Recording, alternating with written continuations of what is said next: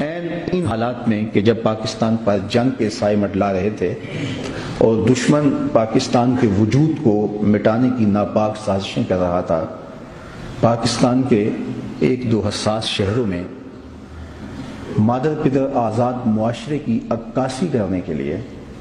مغرب کے فنڈ پہ پلنے والی کچھ NGOs کی محنت سے اور ان کی فنڈنگ سے کچھ خواتین کو میدان عمل میں لایا گیا، جنہوں نے اتنی بےہودگی کے ساتھ اپنی خواہشات کا، اپنے اندر کی نجاستوں کا اور ناپاکیوں کا اظہار کیا کہ آج وہ لفظ دہراتے ہوئے بھی انسانیت کا سر شرم سے جھک جاتا ہے۔ کوئی شخص بھی یہ نہیں چاہتا کہ اس کی بیٹی نے ہاتھ میں پلے کارڈ پکڑا ہو اور وہ لوگوں کو دعوت گناہ دیتی ہوئی یہ کہہ رہی ہو کہ میرا جسم میری مرضی، اور چاہے کوئی کتنا ہی آزاد فکر اور آزاد خیال شخص کیوں نہ ہو اور اس کے اندر جو مشرقیت موجود ہے وہ اس کو کبھی بھی اس کی اجازت نہیں دے گی۔ تو یہ پھر لوگ کون ہیں؟ ہم میں سے کوئی شخص بھی اس کا متحمل نہیں ہے، وہ یہ سوچ کر کے بھی کپ کپا جاتا ہے کہ کیا اس کی بیٹی ایسا کر سکتی ہے، تو پھر یہ کس نے کیا؟ تو ہمارے اداروں کو ان لوگوں کا سراغ لگانا چاہیے اور ان کے پیچھے سے جو نادیدہ ہاتھ، جن کے ہاتھوں میں یہ لوگ کھلونے بنے ہیں، ان تک پہنچنے کی کوشش کرنی چاہیے۔ میرا معاشرہ حیا کا معاشرہ،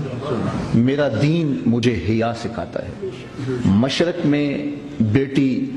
پردے میں سمٹی رہے تو وہ باپ کی آنکھوں کا نور ہے، وہ شوہر کے دل کا قرار ہے، وہ بھائی کی آبرو کا روپ ہے،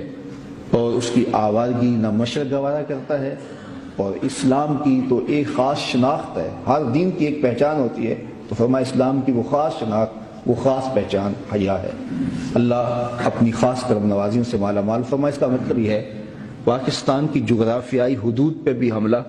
اور پاکستان کی نظریاتی حدود پہ بھی حملہ۔ دشمن انتہائی مکار ہے اور وہ مختلف ذرائع سے پاکستان کے اوپر حملہ آور ہونا چاہتا ہے،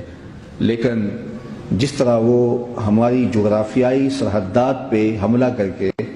آج اپنے زخم چاٹ رہا ہے اور پچھتا رہا ہے کہ ہم نے